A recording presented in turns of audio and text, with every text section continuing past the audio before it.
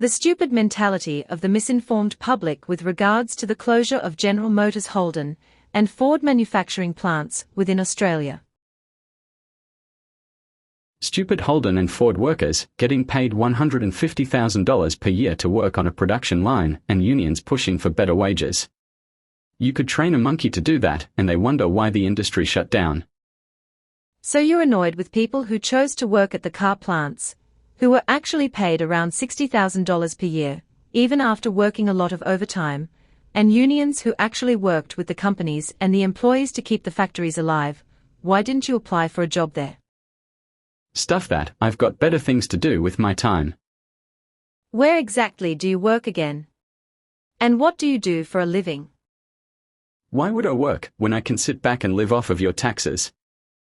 Precisely. So you have a great big dose of tall poppy syndrome, are annoyed at people who sought a financially rewarding occupation through self-motivation and hard work, yet you're not prepared to do anything other than sit around complaining about working people, who in a sense fund your life. And to top it off, you have absolutely no clue what the working people endure each day of their working life in order to earn their rewarding pay.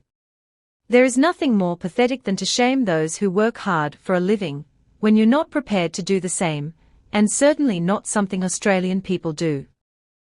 Well, at least I am not a detriment to the taxpayers who've been paying to keep companies like Holden and Ford afloat.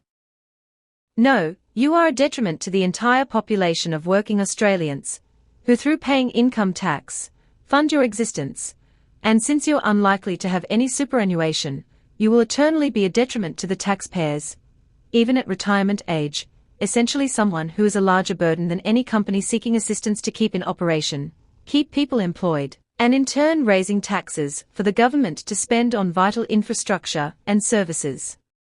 Essentially, you are a much bigger burden on taxpayers than any working person or company.